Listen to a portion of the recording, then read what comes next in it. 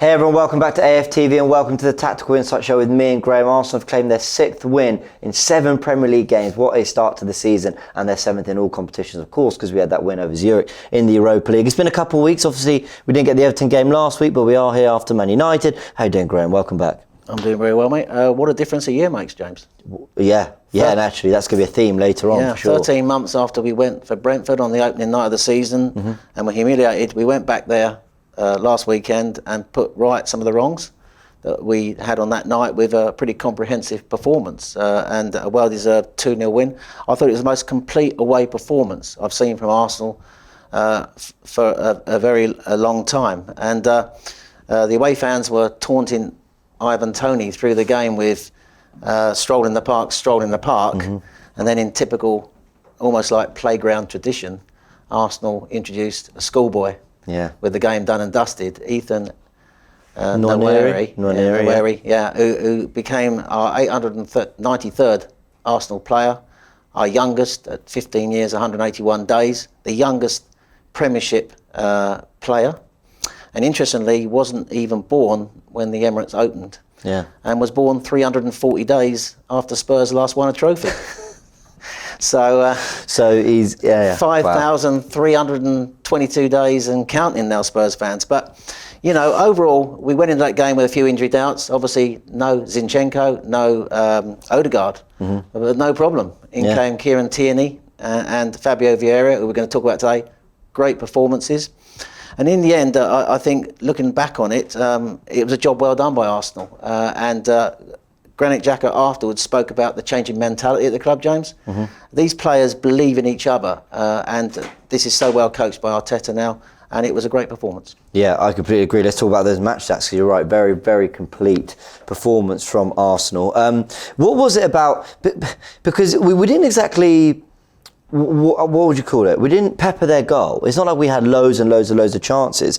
But as we got behind here, 13 shots to their 5. We had 64% of the ball, 65 final third entries and 22 zone 14 touches to their 3. Even though we weren't peppering their goal, it was just the control we had throughout the 90 minutes. Yes, I thought we controlled the game really well. I thought Julian made a really good point in his fan cam, actually, is that when you go to an away ground, you want to control the game, pass the ball around, because it almost like sucks the energy out of the home fans, and that's what we did. But we did have 13 shots at goal to their 5, 7 on target to their 2. We were continually peppering their box final third entries, 3 times the final third entries, more zone 14 passes. But I think overall it's the control of the game. We set the tone very early on with the great passing move, which ended up with Martinelli scuffing his shot. That showed straight away the way that we so well coached now under Arteta, the way people position themselves, move, receive the ball, pass and move, and able to sort of like progress the ball at the pitch. And I think that was one of the reasons. Also, we're going to touch on today, I thought our pressing was of elite level in this game, and we're going to talk about that, whereas the Brentford press was really weak. So I thought we controlled the game with our attacking shape, the way we played the ball around, but also in the way we pressed. Yeah, I completely agree. Well, this is our favourite part of the show, is when we actually get to go up to the tactical pad and break it all down. We'll go through the shape, we're going to go through that goal as well Jesus scored. Let's go through it. All right, guys, let's go into it. The press. You always enjoy breaking this down, but it's such a part of the modern game, Graham, and we've got everyone here in position. Talk us through, especially what we're doing against a back 3, a system that we've typically actually struggled against last season. We have struggled against back 3s, but we've found a way to deal with it now. I love the way we pressed on Sunday, James, and I noticed from Mark our stats, he put a really good thing out about the high intensity of our pressing and our high line, and we can see here how this is taking shape now. So they're playing a back 3, and this will be the way we'd start the press. It might change depending if they play round our press, but you've got there's their 3 back players. Saka is immediately pressing on me. Jesus is on Janssen, and Martinelli would press on to and then obviously White would come up onto their wing back. Hickey, Tierney would be on. Tierney on Hickey, White on Henry. And then we've got Vieira on Janelt, and we got De Silva being pressed by Xhaka, and Partey on Jensen, who's their furthest forward midfielder of the 3. And then we're just asking Saliba and Gabriel to take care of their 2 strikers. Now, what I noticed about this high intensity pressing is that we've got 8 players pressing their 8. It's a man-to-man press in their half, And this is how Arsenal try and keep control. So I think in terms of high intensity pressing, we're up there now with Man City, level with the way that we press in this way. And there's only 3 clubs ahead of us in PPDA, which is passes per defensive action, before we engage. So this is one of the great things of what Arteta's done. He really has improved our pressing. And this is how we're able to keep Brentford pinned in on Sunday with this high intensity press. Yeah, I completely agree. And you're right, we've got such a high line, right? You know, we sort of, obviously we're sort of semi-illustrating it the way we saw it, but we seemed quite comfortable. And actually there was 1 or 2 occasions where we did actually leave this big space in behind for them to attack. But the thing is, when you've got players like Saliba, who are brilliant at making those recovery runs, there's one moment where Tony did get in behind, and Saliba just came across, and you've got the recovery pace just to be able to say, no, listen, we can clear that up. It's not a problem. Even if they get in behind, they're able to get back. And yeah, that stat there from Mark R Stats. Go check him out on Twitter. And the other crucial part is Partey sitting where he sits, because we noticed against Man United, there's not that gap now through the middle to actually play through to get these players in. So I think Partey's crucial to this, the way we maintain this high line. I just think our press now, we've come a long way from the way we used to be a really poor pressing team, James, and great points you make there about our recovery players. We've got players now with pace who can recover. Yeah, completely agree. And coming a long way is also shown in the Jesus goal. Let's get it open here, because one of the things I want to talk about is Granit Xhaka. But also, when you look at this area here, and actually let's just highlight it in blue so it doesn't clash with anyone. Look how condensed that area of the pitch is already. I mean, that's just the penalty area. We're not even talking about the players on the edge as well. It's an incredibly condensed area. And in this goal, Arsenal had to show a little bit of inventiveness, a little bit of creativeness, which is why I want to give Xhaka massive credit for the pass in this goal. What did you make of it? Well, first of all, before you run it through, I think the thing we did really well in this action is the way we overloaded on the right-hand side. So what we saw was Ben White was, you haven't shown him here, but he was overlapping on the outside. He was, And Saka came inside, and that enabled Fabio Vieira also to come inside. But we also overloaded that side with Martinelli and Jesus. We had 5 players on this side. As a result of that, Brentford pushed their whole defensive line across to our right-hand side. And that was really clever what we did, because we had the ball on that right-hand side. The moment that we've overloaded on the right, it's drew their players across. We then able to appreciate the space that Xhaka, who was in the double pivot, has now wandered forward into the left half space. Vieira very cleverly comes inside and finds him. We've manufactured that space. Tierney's gone high, he's holding the width. Xhaka has come up from the double pivot. And we've gone from having it on the right-hand side and worked the opening on the left-hand side, created the space for the cross, and I'll let you run it through now. No, I echo everything you're saying there. And if we just show it here on the board, let's get it down to half speed so we can actually really appreciate it. Let's watch it through once. So, first of all, Tierney gives it to Xhaka. He takes a touch, he doesn't really move forward much, so clunky edit from me. But he picks out Jesus. But the thing I love in this goal, if we just take it back to here, and let's do some editing. So there's a couple things. Firstly, I love this. I want to do it in green because it makes me happy. I love this. Our 3 forwards in the area. That's what I love. So often we saw them in previous years sort of out here on the touch line, sort of waiting for the ball, trying to get across. Yeah, you see a little bit of that now still. Undoubtedly, that's part of the way we play. But I love that they're getting in the area. The other thing I absolutely love, let's show it in red, because he's an Arsenal player, is that ball from Xhaka into this area here, because Gabriel Jesus is actually good in the air. He's a good header of the ball. He scored a few headers for City. But what I love about this, he scored a goal for Arsenal against Leicester with his head. But what I love about it is he's not going to beat Ben Mee and Janssen if it's just a ball into an area where they're all there and it's a case of just, he might beat them, but more often than not, he's going to lose that battle. What I love about it is that Xhaka recognises with this cross, and that's why it's so good. Where can I show it? Here we go. He has to, and again, we'll do it in blue. He has to hit this area here. He has to, where Jesus is going to beat them for movement, he's going to beat them for pace, and he still has to do really well to generate the power to put it beyond Raya.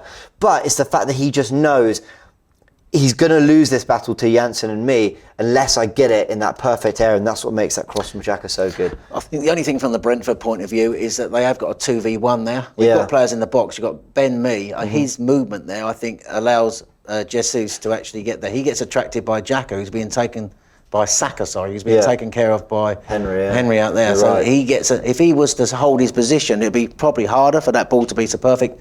But having said that, I'm picking at holes here. For all that, it was a fantastic ball. And it's easy to say that.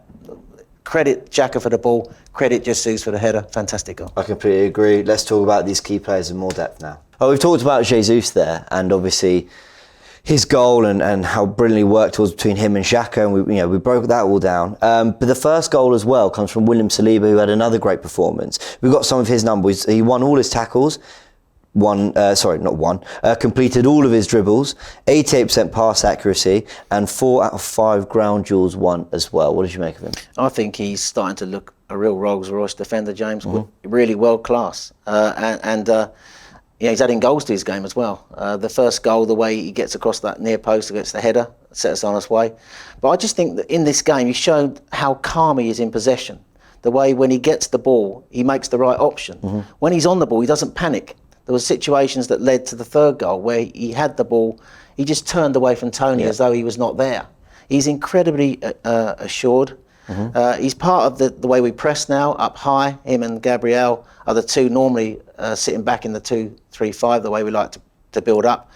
I just think he looks the complete defender. I think, I was really impressed not only by him, but actually by Gabriel. I thought he had an excellent game as well. But it was a fantastic performance by Saliba. I think we got a really great defender now. And he spoke overnight. I saw an interview or comments from Fabrizio Romano, got his name right? Romano, who said that Saliba said he feels really comfortable at Arsenal. And I think we've handled this really well in the end. Arteta got a lot of stick for the way we put him out on loan, but he now looks the complete defender. You're absolutely right about his involvement in that third goal as well, because it's like, do you remember early on in Arteta's reign when people were sort of getting frustrated by the playing out the back? They got a little bit nervous, and actually, because we did it so well, you think of goals against Man City, we settled down quite quickly as a crowd and learned that actually we're going to play out the back, we're going to take risks, and when we get it wrong, it's deeply frustrating. If I can't remember who was pressing Saliba in that moment, but if they nicked it and scored, you're tearing your hair out thinking, come on, we're 2-0 up, we're comfortable, why are you doing that?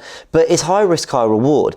By him being composed enough to retain the ball in a tight area, suck Brentford into thinking they might win the ball there, and then between him and Partey, 1-2, bang, they're gone, the pitch opens up. Vieira's then got that opportunity a few passes later to get the shot on goal, and that's why he wants players that are very technically secure, that are confident, that believe in what they're doing. That's the key phrase used there, technically secure. And this is the difference between what Man United had in Maguire and what Aston Villa have in Mings. We've got two centre halves who are very technically secure on the ball, who can actually, pass it, but also are calm under pressure and are technically good with the football. So, and that's what Arteta wanted. That's why he bought Ben White in the first place. And he converted Ben White now into a player who basically plays on the right-hand side and offers that passing movement going forward. These are the type of defenders that Arteta wants, and this is, for me, is the way football's going now. You're not just a centre half there to defend now. You're there to progress the ball up the pitch, and we've got three really top defenders in White, Saliba and Gabriel who are very good on the ball. Yeah, I completely agree. Now, I know we touched on Gabriel Jesus and his goal, and that was brilliant. We've got to talk about his numbers as well in a couple of different ways. Let's start with the 58 touches he had in the game. Also completed all his dribbles, 92% pass accuracy and 3 shots on target. He was excellent again. I think he's really come into the club, and people were saying, you can see the difference now between what we had before and what we got now. I think his pressing is of another level, and he leads that press. He's so energetic, he's so mobile. He offers us something that Lacazette couldn't do last season, and also even Alba, as good as Alba was, couldn't do what Jesus does. When he signed for us, I remember doing a fan cam with Robbie last year. I was a bit concerned, thinking he wouldn't offer us goals in that position, but he's proved me wrong there. I just think he's looking, almost like the steal of the summer. I know Haaland is ripping it up in the Premier League at the moment, but he's looking a fantastic addition. He leads the team. His goal was a superb header, the way he took it. He had to get back and get power on that header. He is running his socks off in games, the way he presses out of possession. We always knew he could do that, of course. Man City said that was part of his game. But I think he's looking to complete forward, and he offers us a different dimension. I completely agree. And you're right, actually, about his goal contributions. And we look at these stats you sent me. We've got the goal involvements versus the breakdown over the last 5 months. Obviously, this includes a little bit of his time at Man City. But De Bruyne with 16 goal involvements, broken down as 5 goals, 11 assists. Jesus then comes second, alongside Harry Kane, but with slightly more variation. 9 goals and the 4 assists to Kane's 11 goals, 2 assists. Haaland, I've got to say, bloody impressive, having not even been in the Premier League over, 2 months. He's already got 12 goal involvements, 11 goals and 1 assist. But, he's up there for the last 5 months in terms of productivity. We always knew there was more to his game than just goals, and we're seeing it. And I just think that having a player like that gives the team tremendous belief. Him and Martinelli are already forging that great partnership. And Martinelli makes those lovely runs from out to in, and he's joining him up in a 2 sometime. They obviously love playing together, and I think he's very confident the team can deliver balls where he can take advantage of. He praised Granit Xhaka after the game on Sunday for his ball over the top for him to score. And I just think, nobody's now missing. Nobody's complaining about Aubameyang going, and we don't miss Lacazette anymore. He's come in and he's really looking top class. Yeah, he really, really is. Of course, we spent some time talking about Granit Xhaka and that goal we broke down, and rightly so, because he absolutely deserves a lot of credit for his performance, and I'm glad we gave him the credit we did after the Leicester one as well. In particular, we really centred it around his new role. Today, not today, against Brentford, it wasn't so much the box-to-box running. He still does that. I mean, he was still getting forward. You think of that assist he nearly had for Martinelli, for example, and some of the defensive work he did in our area, cutting out crosses, dropping deep. He was brilliant as a box-to-box. But what I really liked was actually, he's always had a very cultured left foot, and now we're seeing that actually result in a real sense of productivity in the final third. For example, and you sent me these numbers here, Xhaka's created more chances, that's 16, for his Arsenal teammates than any other Arsenal player this season, 15 from open play, and he's also registered the third most shot-creating actions in the league behind De Bruyne and Salah this Premier League campaign. I should reiterate that that's actually from open play as well. So he's really adding a lot to the final third. Yeah, and I think you have to credit Mikel Arteta here. I think when Arteta took over, Xhaka was on his way out of the club. Undoubtedly he was. And we've seen over the last year the evolution of Granit Xhaka, the way he's now moved up into that left-sided number 8 role. And I think we've seen a different level to his game. I might credit Arteta for finding the spot where he can get that out of him.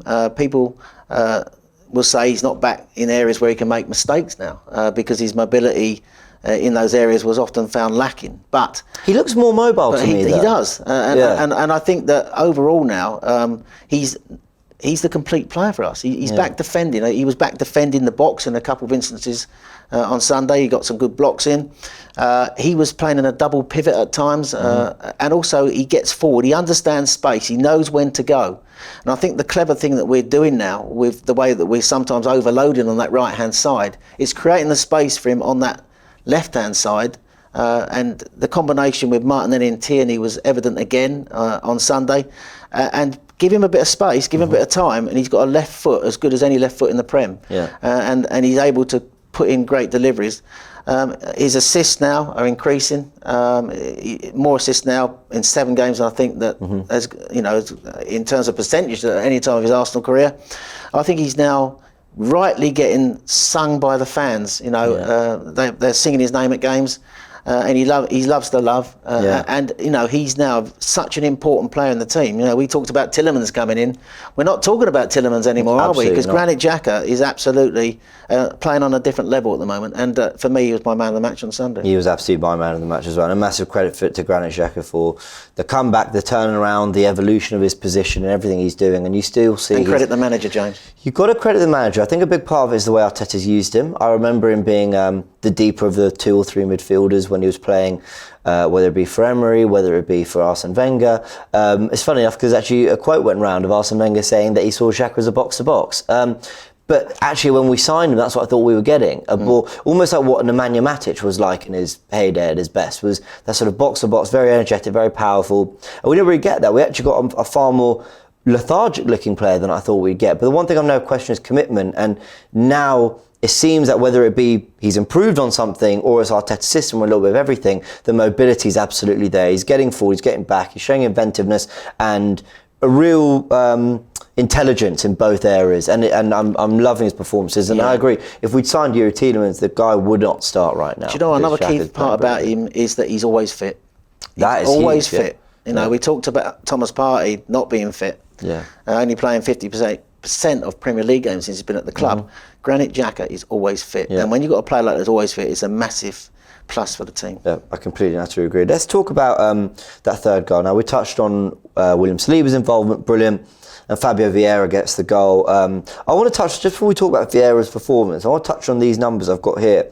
Now, why am I mentioning Manchester City's set pieces and goals outside the box? Well, because for everything Man City are known for, the lovely patient build-up play, the sort of knowing how to work space in tight areas, the craftsmanship they've got, I actually think a big part of what Man City do really well that goes under the radar is how good they are at finding goals from other areas. Call it the uglier side of the game. Can you chuck? Well, it's not ugly, chucking it in from 30 yards, but you know, it's not exactly tiki-taka football. But they score goals from distance, and they also score goals from set pieces. And I thought I'd just take some of the best numbers from the last couple of years we've seen from Pep Guardiola. In the 21-22 season, they scored the most goals from set pieces, and they also scored the second. Well, they also registered the second highest set piece XG in that campaign. They also had the most goals outside the box last season, and they also could say the same for the 19-20 season. Just some more, which I haven't got in that graphic there. They also had the most in the 18-19 season goals outside the box. I think they had the third most in the 2021 season.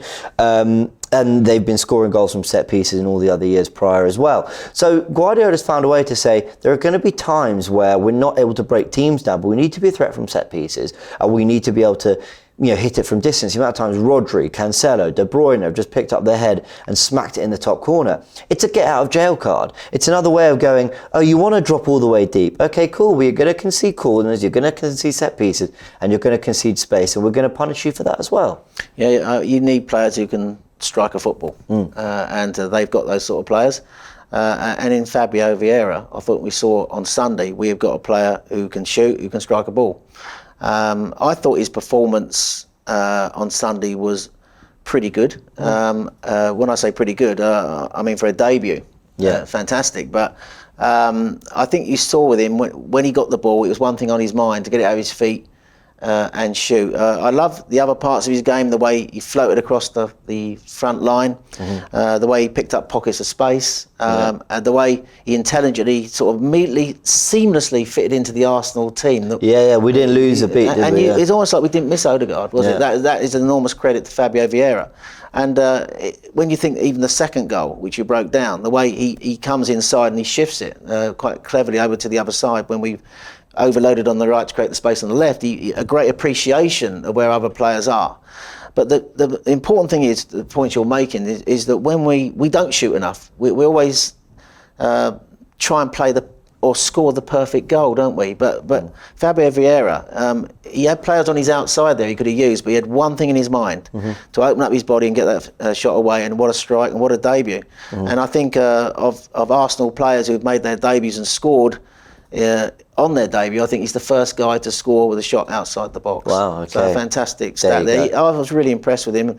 I don't know what his best position is yet, whether it's in the Odegaard role, whether it's out wide, we'll find out. He's an attacking midfielder, and what I saw on Sunday was very impressive. Yeah, I completely agree. Right, let's round it off. Well, actually, before we round it off, I think it is worth comparing this result and the Palace result to last year's. Just to see what, as you mentioned, what 13, 14 months difference can make. And actually the Palace result last season wasn't even that long ago, but we lost 2-0 at Brentford last year. A little typo there, apologies guys. And we lost at Palace 3-0, but we reversed that 10-goal swing with a 3-0 win at Brentford this season and a 2-0 win at Palace, and 2 clean sheets to follow. So massive improvement from Arsenal there, and you could see it in the performances, the way we got bullied in those games physically, the way we couldn't stamp our authority on the ball in these games. It felt like, okay, Palace, in fairness, they caused us some trouble, but they never, I didn't feel in either game, we were really suffering in terms of Ramsdale making lots of saves, us being completely under pressure. We felt pretty comfortable in both, in different ways. Yeah, it's strange, isn't it? Because last year when we lost to those teams, fans were saying, or football pundits were saying, were criticising us for losing to them. This year when we beat them, it's almost like we expected to beat them. We can't win, can we? It's so true. But the Palace had a really good home record last season, lost very few games. So it was always going to be a tricky opening night fixture. We dealt with that. Brentford are no mugs at home. I think that's the most shots that they've conceded at their stadium. And certainly the least shots they've had opponents' goal at their stadium, I'll correct that. And they've had some fantastic wins this season. They've beaten United by 4, they've beaten Leeds by 5. Last year they drew with Liverpool. They only lost 1-0 to City. They beat us last year. They went gave Chelsea a game. They're no Drew mugs. with Tottenham. Yeah, drew with Tottenham. They're no, well, 0-0 probably, was it? Yeah, it was, yeah. So, look, at the end of the day, they're no mugs, James. And so that was a really good performance. And, of course, we'd lost our previous game at Man United. You know, we wanted the Everton game just to get back to winning ways, didn't we? And we thought Brentford was going to be difficult. But the team played really well on the day. You know, very composed the way they played and dealt with a tricky fixture really well. Brentford with no mugs, and it was a great win. Yep, completely agree. Let's go through the roundup stats then. And just before we do, I want to touch on Gabriel's performance. I thought he was excellent. He received a little bit of criticism recently. But I just thought he was brilliant. Look, wherever you looked on Sunday, every Arsenal player put in a performance. Gabriel, another fantastic performance, the way he sort of dealt with the Mbumo. And I think that, you know, people have been giving him a bit of stick lately, but he's still a top-class defender. And him and Saliba have got this great partnership. I think people forget about that, and I thought he had a fantastic game. I agree. Thought Partey was very good as well. Yeah. So yeah, across but the Thomas board. Partey, I just want to touch on him as well, James, before we go to the roundup stats, because I think you saw everything that we missed at Man United with Thomas Partey. When we're playing that high line, when we're playing the way we want to play our football, you need somebody at number 6 who understands space, who's aggressive, physical. Nobody completed more passes than Partey when he was on the pitch. Nobody made more recoveries than Partey when he was on the pitch. He is the glue for Arsenal in that midfield that enables all the good players around him to play. And so when we haven't got him, it's a massive miss. And I thought it's no coincidence to me. The moment he comes back, we look better because he knits the team together so well. He holds us together in that number 6 role better than anybody can who replaces him. And this is the great mystery to me, why we haven't gone out and found someone who can replicate what he does. But I thought he had a fantastic performance. Yeah, that was terrific. Let's go through roundup stats. Right, so roundup stats, James. Arsenal are currently on a run of 19 Premier League games without a draw. Arsenal have now kept 3 clean sheets from 4 Premier League away games this season. There were 14 passes in the build-up to Gabriel Jesus' goal, the longest passing sequence leading to a goal scored by an Arsenal player this season. Arsenal have now won a Premier League away game against 48 of the 49 different teams that they have faced in the competition. Any idea of the team we haven't won against? I did see a set. It was Bradford or something, Bradford, wasn't well it? done, Yeah, mate. I know. Congratulations. Yeah, thank you, Twitter. In the last 3 seasons, it's taken Arsenal 13 games, 16 games and 11 games to reach 18 points, which we've reached after 7. We've done it in 7 this season, so we're a bit quicker out the blocks. Yeah. Of the 19 players that have scored in their first ever start for Arsenal in the Premier League, I mentioned this, Vieira is the first to have found the net from outside the box. Bukayo Saka has now been directly involved in 36 Premier League goals for Arsenal, 18 goals, 18 assists. Now the second most of any player while aged 21 or younger for the club in the competition, overtaking Nicolas Anelka, 35 contributions, behind only one player who's got 63. Who do you think that player is, the youngest? Under 21 Arsenal. Fabregas. Wow. You're on form today, mate. Thank you very much. Ethan Nwaneri became the 893rd player to play for the Arsenal and now holds the record for the youngest player to play for the club at 15 years, 181 days. The youngest player also to make his debut in the Premier League. And he overtook the record held by Harvey Elliott. And finally, this is the first time that Arsenal have started today below Spurs in the Premier League table, but finished today top since August the 22nd, 2009. It sets it up nicely for the North London derby in just under 2 weeks. They'll be first against third and 13 league titles against 2. What a way to end it. All right, guys, we're going to leave it there. Graham, a big thank you so much for joining us. If you enjoyed this show, please let us know in the comments any feedback, anything you'd like to see going forward. Now, we are going to be away for a couple of weeks, of course, because we'll be back for the North London derby, and hopefully we have a win to discuss there, because that would be a really good one. And if we do, we might even be tempted by a live show, get your live comments and do all that. So we'll see what we can do. All right, guys, a big thank you for joining. Hit the like button if you really did enjoy this show, and subscribe to the channel so you can get all the updates. So the Buyers Premier League show is out. Go check that out if you haven't yet, and we'll see you on the next one. Many thanks. Shop for AFTV merch at shop.aftv.co.uk. Subscribe to us on YouTube. Follow us on Instagram, Facebook, Twitter, TikTok, Snapchat and Twitch. We've got content for every platform, so check it out.